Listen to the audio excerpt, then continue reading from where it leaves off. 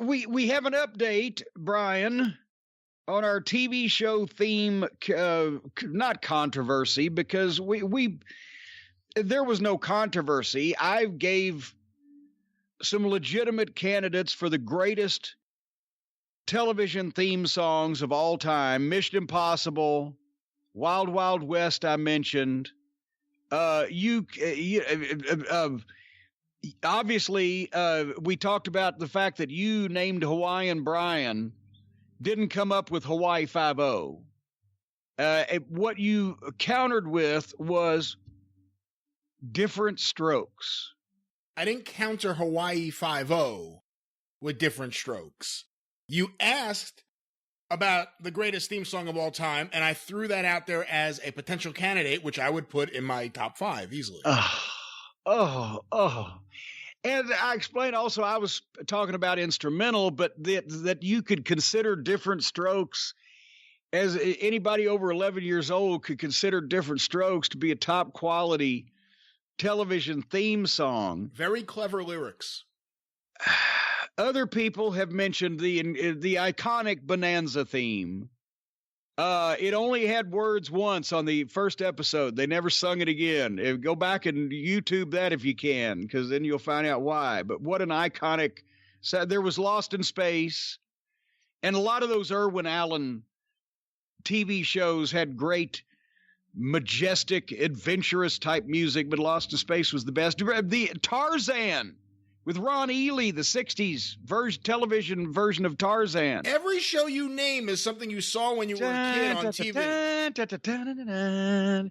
What about Spider-Man, the cartoon? Spider-Man does whatever a spider can.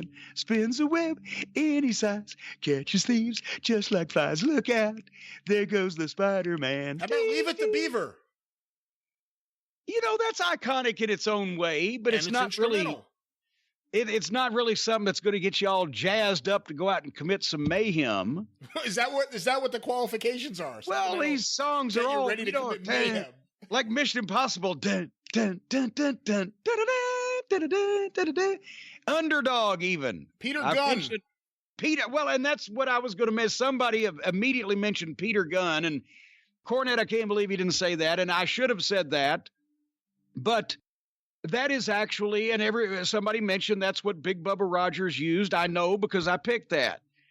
Because here was the instruction that we got from Dusty. And then I'm going to read what I've got to read that brought this whole thing up, but I got to find that anyway. So there we go. All right. Anyway, with Bubba, Dusty had liked Ray Traylor.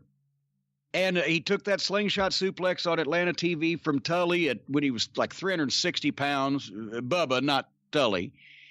And he saw something in the guy, and the way he could move.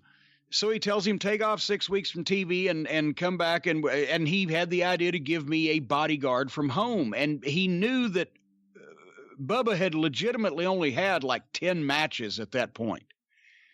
But he saw a gimmick and he felt like that he could create that. And he knew what he wanted to do in his head, but he gave us very little specific instruction. Bubba was told to grow a beard, facial hair, so he'd look older because he was 22 years old. He had that baby face, and show up wearing a suit to the TV tapings. And I think it was Greenwood, South Carolina. And you're going to be Jim Cornette's bodyguard. So that's where he showed up, and he had sunglasses, I think, thank goodness. And at first he just went out and stood behind me, and I cut the promo introducing him, and Mama sent him down from Louisville because, to take care of me because these people have been putting their hands on me. It was after the James boys or whatever.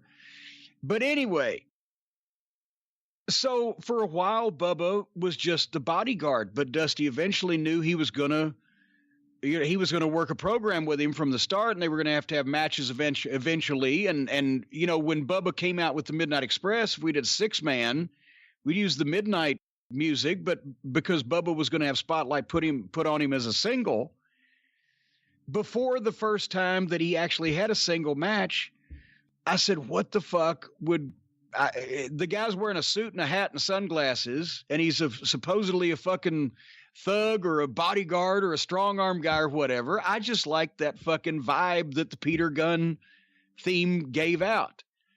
And it was kind of retro even at that time. This was 35 years ago, and it was fucking 25 years old or whatever. But I thought it fit, so I just fucking taped it and went and asked Dusty, when Bubba has music, what about the theme from Peter Gunn? He's like, yo, kid, that's great. He didn't give a shit, right? He said, that's great. Okay, so I gave it to the fucking guys in Crockett's truck, the Nemo truck. And that's how Big Bubba got to Peter Gunn theme.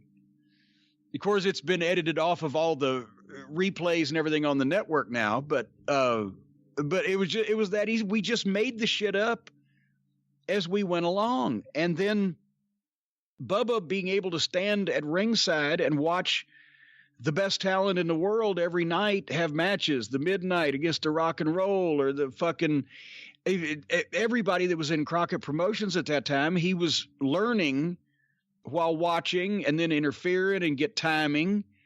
And that's why he worked in such an unorthodox fashion, because he never had time to be trained in one specific way by one specific trainer. He did a lot of everybody's shit because everybody helped him, and he, was instantly watching all those top guys at that time. But that's how the music came up. So yes, the Peter Gunn theme is, up there. But have you got anything else to suggest to redeem yourself after those fine programs and pieces of music that I've mentioned before I give you the kicker on this thing? The theme to Dallas. Okay, I can see that. Quite iconic. Better than Different Strokes. And you like Different Strokes better than the Jeffersons. I do. Nothing against the Jeffersons. Nice song. Good show. But the theme to Different Strokes, good lyrics, good beat, gets you in a good mood. Written by Alan Thicke. Wait a minute, how many of those kids were in that show?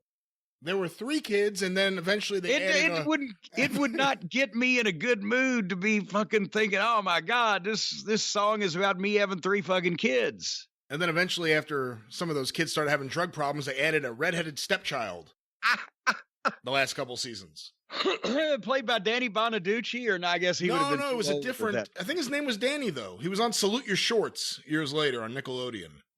Not that you were watching that. Another show with a good theme song, but anyway. All right, but anyway, I want to read you something, because we talked about right now on MeTV on Sunday nights into Monday mornings, they're showing reruns the first season of Mission Impossible.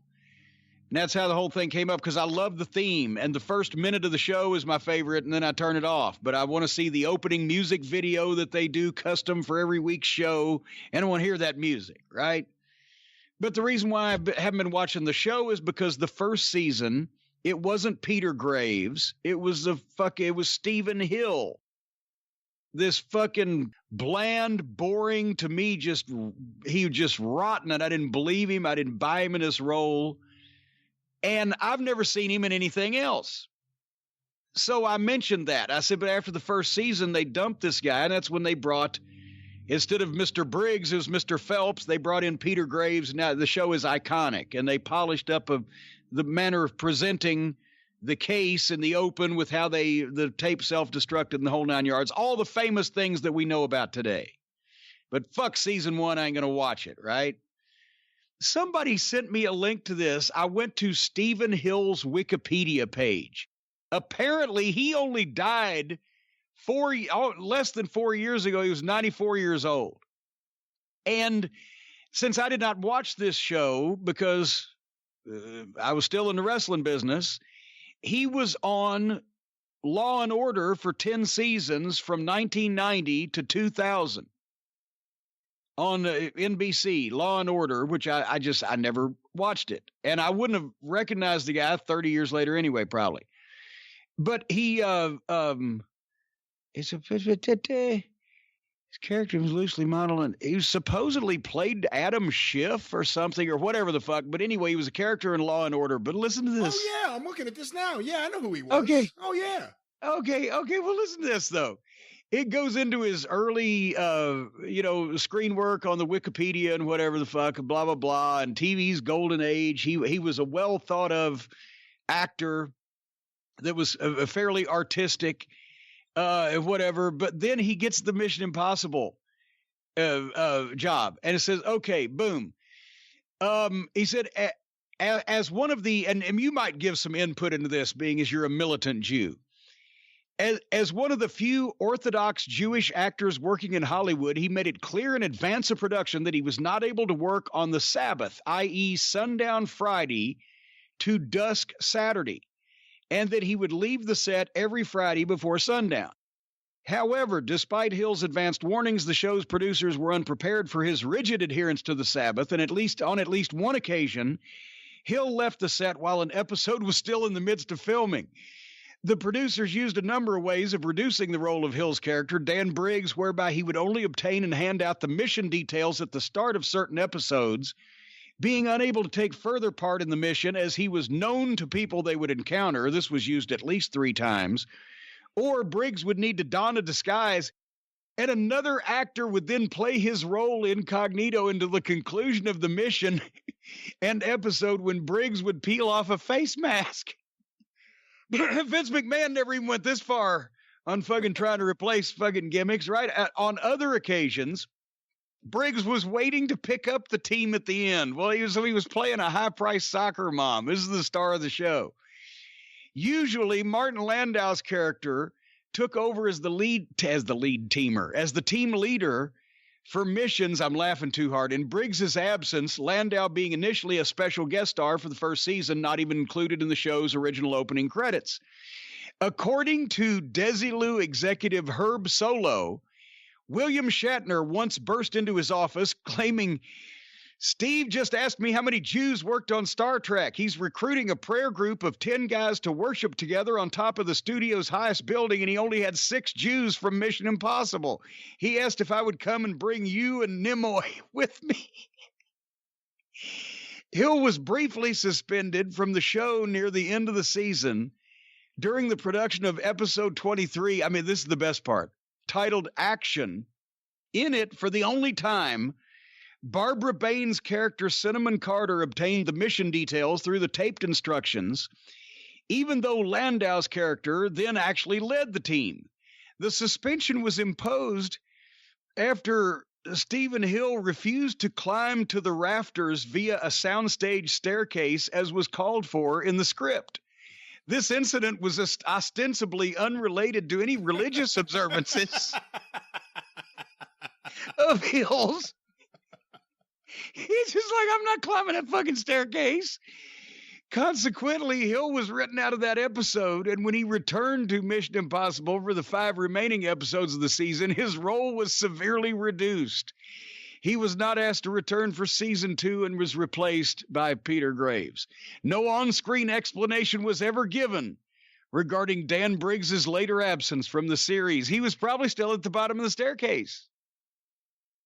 Amazing. That is fucking strange. And then the next paragraph says, after appearing in Mission Impossible, Hill did no other acting work for the following 10 years, having what he calls tremendous periods of unemployment. He said of his own career, "What we have here is a story of profound instability and impermanence." You know, he was really good as the district attorney on Law & Order. I didn't recognize the name right away, but as soon as I saw the picture of him, I know who it is. You never watched Law & Order? You never got into that? I was in 1990 through 2000. I'm in the wrestling business. I'm at Smoky Mountain Wrestling. I don't remember where I got my haircut from 1992 through 1996. See, that's one of the greatest shows in television history, or network television history. The reruns are still on all the time. Obviously, there are spin-offs. There's the Special Victims Unit, different ones, but the original one, Law & Order, at least after the first 2 seasons, is amazing. I've seen episodes. I don't know the show. I don't know the characters. I've seen individual episodes of it or some of its offshoots. I know Mariska Hargitay. Hargitay? That's How do you Special say that? Victims Unit, yes. Hargitay. Well, I'd love to be her special victim. So I've seen a few of those. But I wasn't thinking about this was the same guy that, 25 years beforehand, I remember as the dull guy in the first season of Mission Impossible from when I'm 6 years old or whatever. So I would not have put that together. You know who Mariska Hargitay's mother was, right? Jane Mansfield. That's right. What the asking me that? Like trying to fucking You didn't bump know me her off the name. ship. You didn't know her name 5 minutes ago. How was I supposed to know that you would know that? I didn't know whose name. You were like, is it Mariska Hargitay? Hargitay? Yeah, well, I know how to. Hey, I don't know how you pronounce it as much as I just know what it looks like when it's underneath her fucking credit and her face is on there. Hargitay, because her father, Mickey Hargitay, was the big bodybuilder in the 60s that I'm sure Jane Mansfield was enamored of. And boy, if there was home video back in those days, you could have made some money there. That's all I'm saying. Anyway, speaking of